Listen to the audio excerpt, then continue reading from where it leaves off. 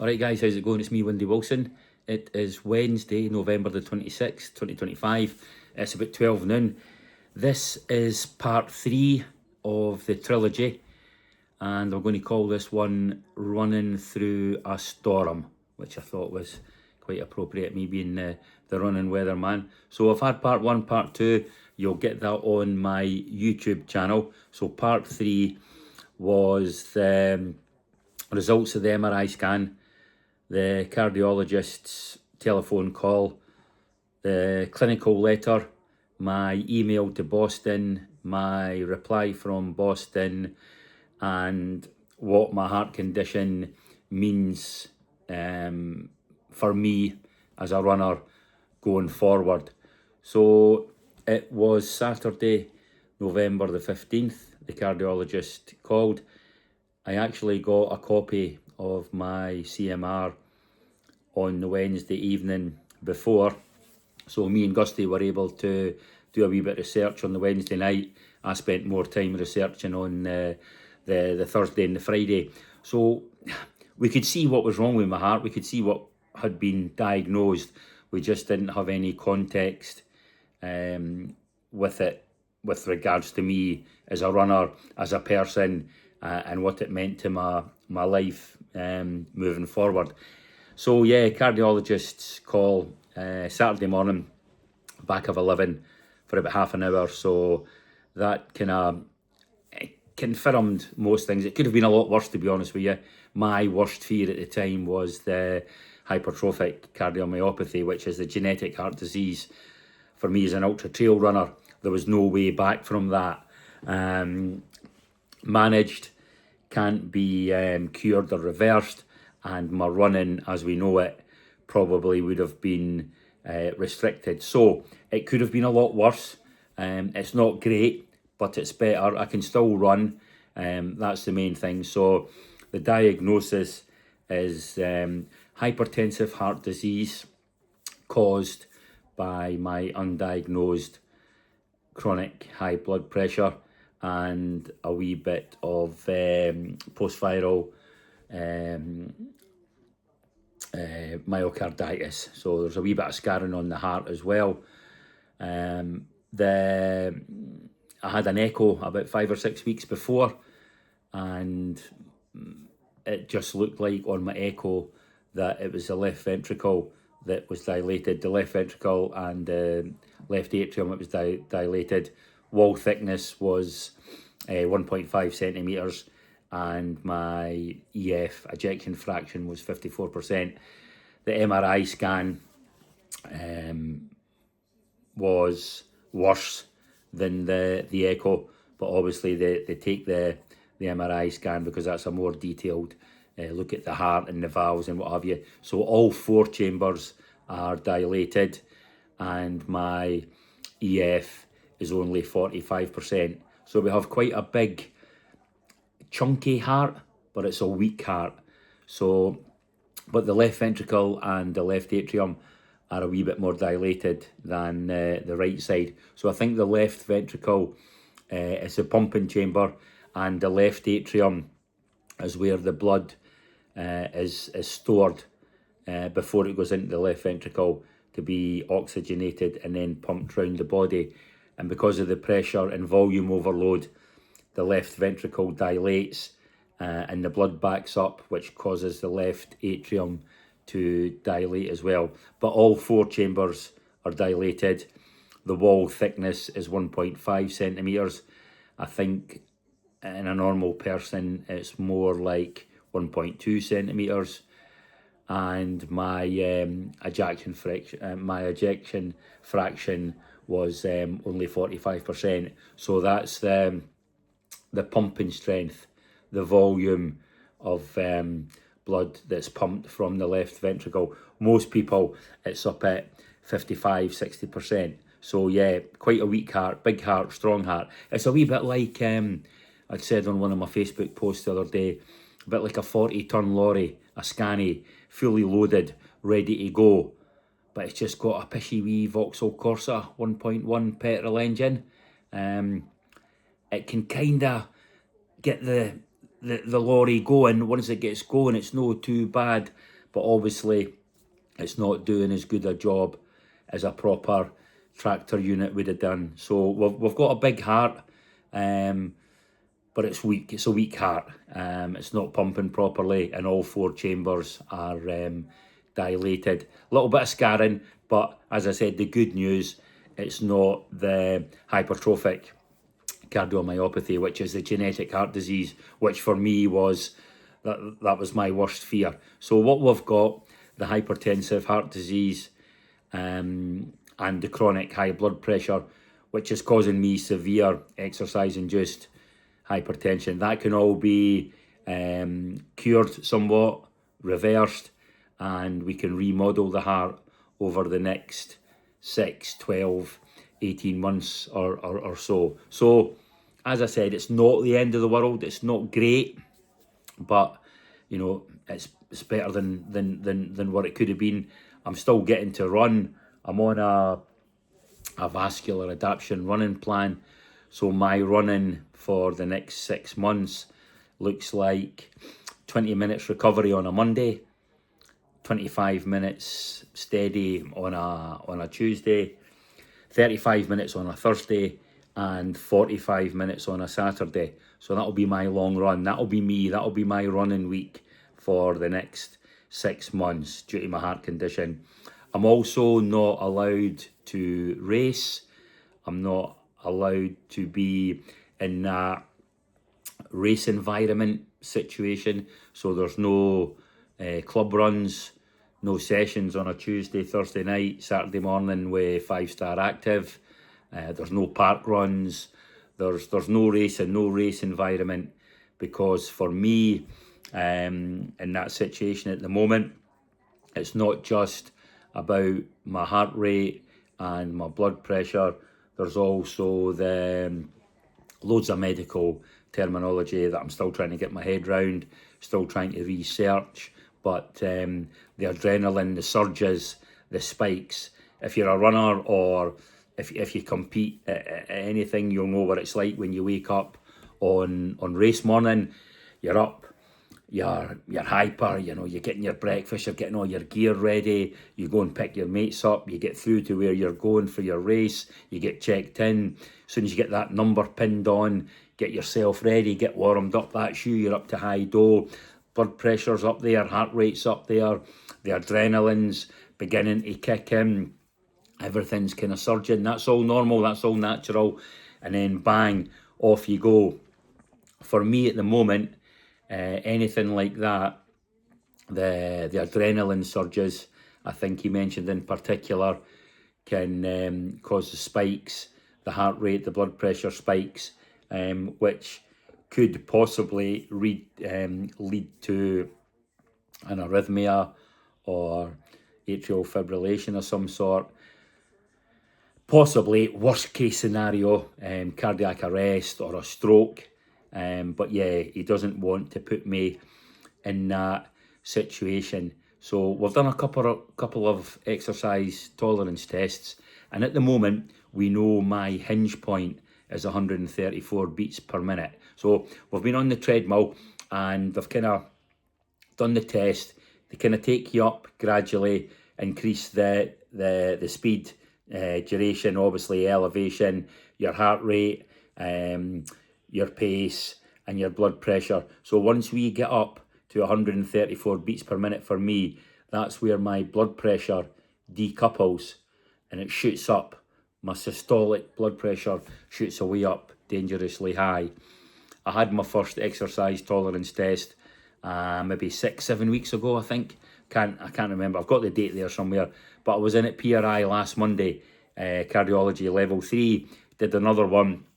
So these numbers are obviously a bit more clear in my head. So yeah, it took me up, and then once we got into that grey area for me, which is anywhere kind of between 130 and 140, that's where they thought my blood pressure decouples due to severe exercise-induced hypertension. But we've found out by doing the 2 exercise tolerance tests, my hinge point is 134 beats per minute. So when I get to 134 beats per minute, my systolic blood pressure shoots up. And when I was in PRI last Monday, I was on the treadmill for just under 12 minutes. My peak was 161 beats per minute. And at the same time, my blood pressure had already decoupled. My blood pressure reading at that point was 270 over 84. So dangerously high. So it's not really for a few seconds, few minutes, or whatever. It's a sustained period of time that they can't allow just now. So that's why they've given me a vascular adapted running plan. So for the next 6 months, it's 20 minutes on a Monday, 25 minutes on a Tuesday, 35 minutes on a Thursday, and 45 minutes on a Saturday. And I need to keep my heart rate under 130. Also, the duration, because I thought it was strange that my maximum run was only 45 minutes. So I kind of asked them about that as well. So there's a thing called cardiac drift. And in me, if you're running along steady, same heart rate, same effort, same pace, you know, everything's exactly the same. You're running for 15 minutes, half an hour, 45 minutes. Then we get into that 45, 60 minutes. That's when I get cardiac drift. So my heart rate just starts to drift, starts to climb up. 125, 130, 135, 140, 145, 150, for no apparent reason. Pace is the same, effort's the same, the terrain's the same. You just get that cardiac drift. And obviously I need to keep my heart rate under 130 beats per minute at the moment due to the decoupling, the severe exercise-induced hypertension. So that's where we are just now. That's what it means for me for the next 6 months. And, you know, before we had the cardiologist's call, it was more the unknown. It was about 8 weeks between me first getting deferred or referred to cardiology, getting my tests, and then getting my results. So there was a few tests done, the echoes, the ECGs, reports, blood tests. So we kind of had a rough idea, but we didn't really know. So it was probably the unknown, the what ifs. But now I have been diagnosed. We have a plan in place, both medically and physically, a running plan. And as I said, it wasn't the worst case scenario. I'm still getting to run. There's a lot of people out there who have been diagnosed with heart conditions who don't get to run anymore, have maybe lost their job or whatever, or their exercise has been severely restricted. So, you know, I'm grateful for that. It's not what I'm used to, I suppose, what I can do, what I have done. You know, I used to be up in the hills for 3, 4, 5 hours at a time, maybe 6, 7, 8 hours, depending on what I was training for. I'd go to a run club Tuesday, Thursday, and on a Saturday. Sometimes it was double run club, so I'd be running 2 hours on a Tuesday, 2 hours on a Thursday, maybe 3 hours on a Saturday. So you're looking at 7, 8 hours running, long runs as well when you're building up for events. So to go from that as an ultra trail runner to what I need to do now to basically survive is pretty tough. That's a mental struggle. I think this next 6 months, 12 months, 18 months is going to be the toughest race I've ever run, to be honest with you. You know, and again, I don't want to sound like a dick, but 20 minutes on a Monday, 25 minutes on a Tuesday, 35 minutes on a Thursday, and 45 minutes on a Saturday, it is what it is, eh? But it's not me. I was born to be in the hills, but as I said, I'm grateful. We'll look at all the small blessings. We'll take all the small blessings, and we'll move forward. At least I know now what's wrong with me, and as I said, we have a plan in place, both medically, for me as a person, and obviously my running. The no racing, the club runs, obviously, is a a big blow. I've been running for about 7 years all in, but less the COVID year, so it was probably about 6 years of proper running. I think I'd done about 80 events, 10,000 miles, 500,000 feet of vert, so up and down Everest 17 times, 2,100 hours of training and running, 15 ultras, 8 marathons, 5 majors, 13 halves, and about 40 10Ks. On average, I was racing, doing an event maybe every 4 or 5 weeks, 5, 6 weeks. So to go from that to no racing initially for the first 6 months, I've got another echo. Hopefully the numbers will improve and we can add a little bit duration onto my runs. I can maybe get my long run up to 60 minutes. And then over the next 12 months or 18 months, I might be able to take part in events, but I won't be able to race. I think my racing days are gone, where I'm flat out, where the heart rate's up. I think when I'm racing, I'm up at 165, 166, 167. So I think these days have gone. I'm hoping I'll still be able to run the odd 10K, the odd half marathon, but it'll be in zone 2. It'll be low intensity, and I'll probably need to walk the hills. But like I said, it could have been a lot worse. I don't want to sound like a dick. I'm grateful. I'm still getting out there. I'm still running. But for me personally, and for my close running friends that know me, you know, what I've done, what I can do, and what I need to do now, it's quite hard. But it's something I need to do. I want to try and improve the numbers over the next 6 months. We need to try and get that EF number up from 45% up to 50%, 55%, even nudging close to 60. Get all 4 chambers shrunk again. Get the wall thickness down from 1.5 even to 1.4, 1.3. Cardiologist said, even if there's no improvement, he says if it remains the same, that's still a win. Technically it is, but for me it means I'm not getting better. We're just kind of stagnant. So it'll be another 6 months, then another 6 months. I'm 59, I'm 60 next year, so I'm running out of time as well. Fitness wise, I suppose I'm hoping I've still got another 15, 20 years, but maybe another 5, 6, 7 years, 10 years max running at any kind of decent level. So aye, it came as a big shock, but I think the 8 weeks prior to the results of the MRI scan was the hardest, not knowing. I was quite upset then. I still get upset now and again, but I'm a lot more positive because I can see some light at the end of the tunnel. And I'm here really just to use my social media presence and my platform to try and help and educate if I can. Remember, I'm not a medical professional. This is all new to me. I'm researching as much as I can. I'm learning something new every day. But I just want to raise awareness. People that are maybe going through the same thing, have been through it and have recovered or are recovering but maybe struggling. Or even someone that doesn't know yet that's about to be diagnosed with a heart condition and about to go through what I've went through. Hopefully it will help someday, raise awareness. But it's the blood pressure. It's the undiagnosed chronic high blood pressure. It was hidden, masked by my rest and fitness.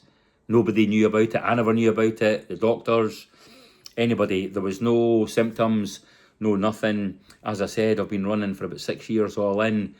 The number of events I've done, the ultras, the marathons, you know, everything I've done, the training, the running, nothing. Obviously tired normally. You know, you run an ultra on a Saturday, you're fucking shattered Sunday, Monday, Tuesday, that's kind of natural. So there was nothing that was jumping out at me. So if there's one thing you do for me, I did have a few wobbles, that's why I went to the GP eventually. But if there is one thing you can do for me, guys, please, please, please get your blood pressure checked.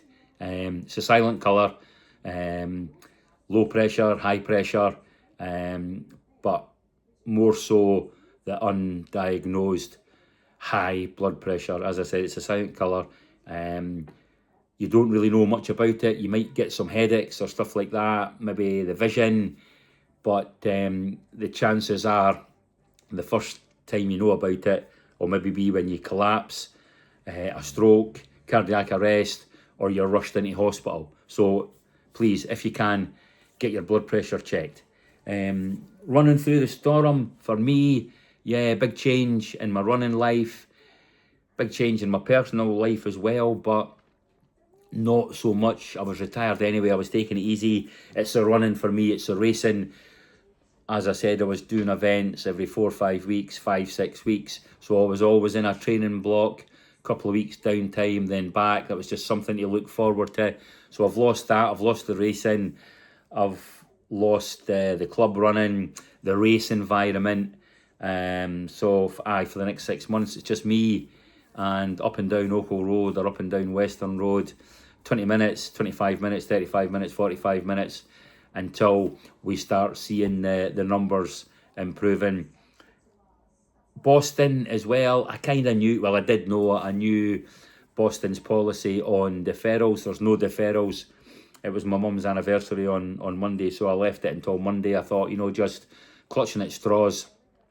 Let's send Boston an email, see what they say. They got back to me quite quickly, to be honest with you. I think it was Tuesday. So yeah, no deferrals for Boston. So I actually had a place in Boston next year, April 2026. I was running Boston for my 6th star.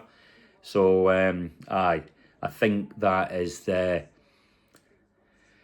hardest pill to swallow. Knowing I was so close and having it so cruelly taken away from you. But I suppose if I'm drawing anything positive from it, it was never my main goal. It was never a dream of mine when I started running. When I started running 7 years ago and I joined 5 Star Active, I never rocked up at the first class and said, hello, I'm Wendy Wilson. I'm going to run all the 6 World Marathon Majors and get my 6th star. It wasn't really until I'd got my 3rd star, ran Chicago. I'd ran London and Berlin in 2019. Then we had the COVID years. Then I got Chicago in 2022. And it really wasn't until then that I was like, right, okay, I've got 3 stars here. I could hopefully maybe get 4, get 5, and then get 6. So the goal, the dream of the 6 stars came later on. So that's the only positive really I can take out of it. And ironically, I suppose, I won my place in Boston through the draw. Abbott have a draw every year for people that have got the different 4 and 5 stars. And if you're waiting for your last star, your 6th star, you can go in a draw. So I actually won it. I won my place. I think it's the only thing of any significance that I've ever won in a proper competition in my life. And, I had to give it up, medically retired. DNS for Boston, and I don't really know. I'm hoping. There's always hope. I'm clinging to the fact that I might get another bite of the cherry in 3 or 4 years' time. Cardiologist spoke briefly about duration. He's told me that my extreme ultra days are over. So there'll be no more 24-hour events, no more backyard ultras, no more 100-mile attempts. They're all gone. Even the 12 hours. Any prolonged period, duration, up in the hills is out, off limits. At the moment, certainly for the next 6 months, probably another 6 months and 6 months after that, we'll look to build the duration up from 45 minutes till we try and sort out that cardiac drift. Hopefully get it up to 60 minutes and eventually maybe an hour and a half. And in a couple of years' time, we'll look at 2 hours, 3 hours and add some trails, get back up into the hills. But the best I could do for Boston probably is a bit of jeffing, walk running. I'd need to walk the hills. I'd need to do it in zone 2, low intensity. I think there's a 6-hour cut-off. I could probably get it done in 5 hours 50. If I ran it, walked it, kept the heart rate under 130, but it's more the duration. Cardiologist was explaining, there was loads of medical terms in there, guys, so please excuse me, but obviously the longer I run with my particular heart condition, the severe exercise-induced hypertension, just the build-up of everything, the spikes, the heart rate, the adrenaline, the blood pressure, we get up into that area where it could possibly induce an arrhythmia, and then worst case scenario, cardiac arrest or a collapse, we'll have a stroke. Obviously don't want that, but you know, that'll be something that we'll look at over the next 3 or 4 years if the numbers improve. If they don't, then it'll probably just be what I'm doing just now, out running 4 times a week. We can hopefully build that duration up, get up to an hour and a half, 2 hours, and maybe one day you'll see me back up in the hills. But at the moment, for the time being, for me moving forward, the next 6 months anyway, we've got this vascular adaptation running plan. It's not the end of the world, as I said. You know, I don't want to sound ungrateful. There are a lot of people out there worse off than me. It could have been a lot worse for me. I could have had the genetic heart disease. My running could have been restricted. It could have been a couple of days a week. But yeah, so for sure, you know, I'm trying to stay upbeat, guys. I don't dwell on the past too much. I'm a glass half full kind of guy. There's plenty of positives I can take away from this. We can remodel the heart. We can reverse quite a lot of the damage that's been done over the last few years due to the volume and the pressure overload. So there is light at the end of the tunnel. This is just my heart journey, documenting it, what it means for me. You know, coming from, I said in a post the other day as well, you know, I've went from a Lambo to a Skoda. Not that I was a Lamborghini, and you know, there's nothing wrong with a Skoda, but you know, you can see where I'm coming from. You know, I've ran for years, I've enjoyed it, I've loved racing, I've loved competing, been up in the hills, you know, so to go from that to this is it's really tough. Mentally, I'm in a good place. I'm fine, guys. Don't get me wrong. You know, I'm not going to do anything silly. I'm getting out running. You know, that's the main thing. But this will be the hardest battle, I think, for me mentally, trying to overcome this. You know, I'm like a caged tiger. But if we can raise awareness, try and help, educate if I can. Yeah, I'll use my social media platforms to do that. Blood pressure, though, guys, it's a silent killer. Well, whether it's low or high, your blood pressure is the best indicator your body has of your current vascular health. If it is high, please go and see your GP. If it's chronically high, get it sorted before you collapse, maybe have a stroke or cardiac arrest, kind of worst case scenario. So that's part 3 of the trilogy. I'm hoping you're enjoying the heart journey so far. Part 1, part 2 is on my YouTube channel, and this is part 3, the trilogy complete. But I'll continue to post up wee snippets on my YouTube channel and on my social media pages as well, okay? Right, thanks a lot, guys.